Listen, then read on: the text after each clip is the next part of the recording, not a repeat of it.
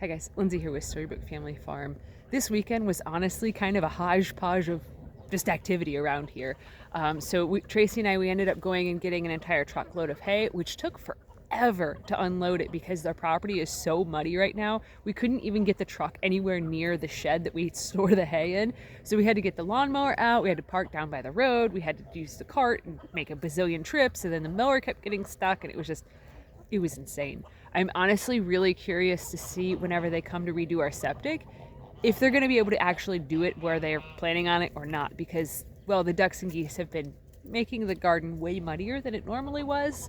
And that, if you guys are new around here, that's where they're putting the new septic at. So I'm very curious to see what's going to happen with that.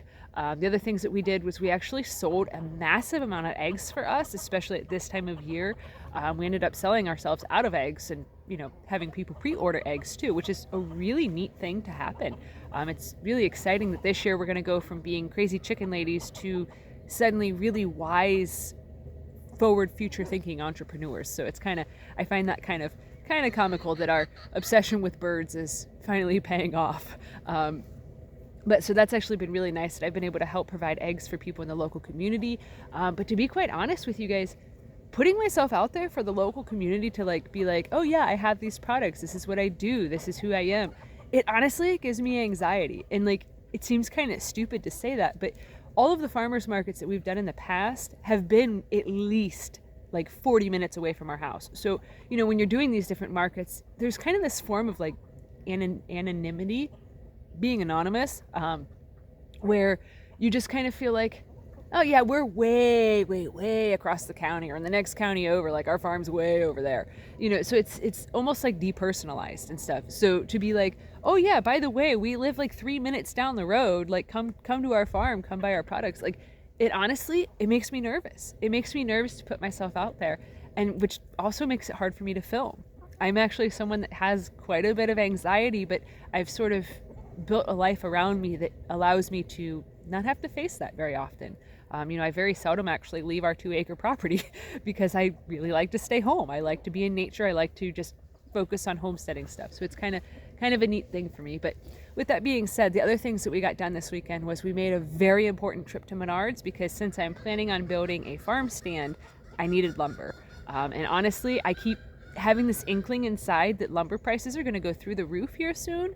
And I'm not saying that they're going to go up to 2020 prices, but I just keep having this gut feeling that I need to hurry up and get what I need to get.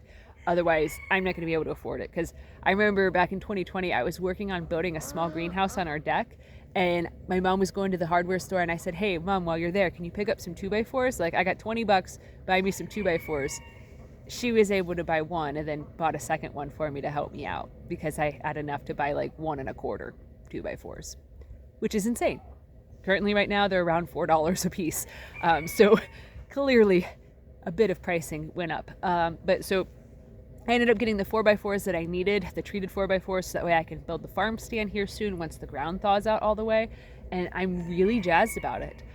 It's something that's going to be kind of a big undertaking, not in terms of building it or anything of the sort like that, just in terms of the location of it. So our driveway, there's between the fence and the road, there's really not that much space. So I'm actually going to have to do a whole bunch of essentially overhauling, of ripping out a bunch of the old grapes, old fencing that's there, trying to prune them and trim them and weave them into the new fence. And it's going to take a while.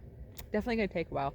But so then I'll be able to build in a small little farm stand. I'm thinking that it's probably going to be about 3 foot deep and maybe 6 feet wide, something of the sort like that. I think would be nice. So that way I have room to put some bread out there for sale, to do some eggs, different plants, produce, things of that nature. Just a little bit of everything that we do here. So I think that'll be nice. So I've been working on building the sign for that. Like I said, and then also I got the materials that I needed this weekend to build that as well. The other things that Tracy and I got into was we actually stopped at a produce place on our way up to Menards.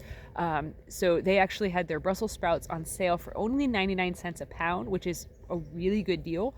Brussels sprouts are something that we've honestly struggled really hard to try to grow. We've tried every single year for the past 5 years to have a successful crop of Brussels sprouts, and it just doesn't happen. I've asked other people that grow in the same, somewhat same area that we grow in, and they've also struggled with Brussels sprouts.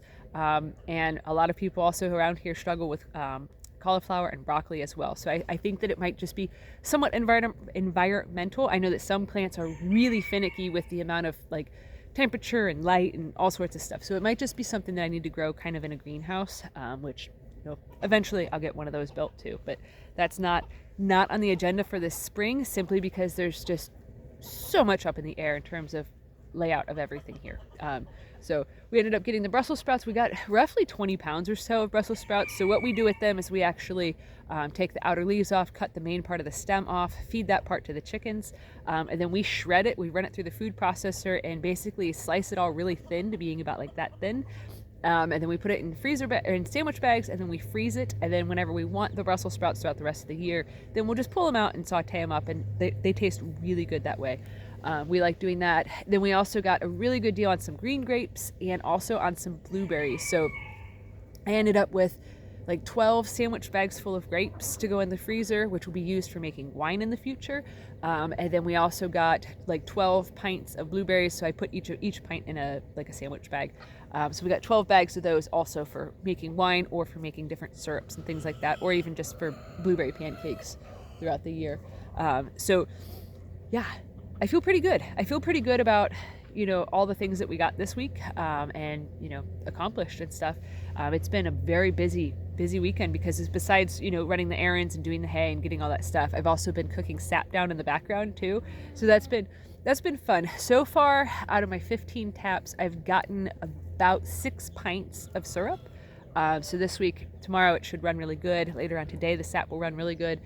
So it's been good. I've been really pleased with how much production has gotten out of these trees.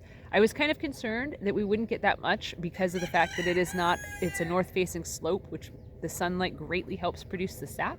It helps it flow faster, but I'm pretty jazzed. I'm more than happy with what we've gotten. So anyways, I'm going to get busy because I think that I'm going to have enough time today to work on actually trying to prune up some of the grapes and take cuttings of them and try to actually root them. So if you guys are interested in potentially like getting some cuttings from me, let me know in the comment section. I can give you email address or things of that nature, just because I want to experiment with how well different things ship and do things. So anyways, thanks for watching. Have a good one, guys.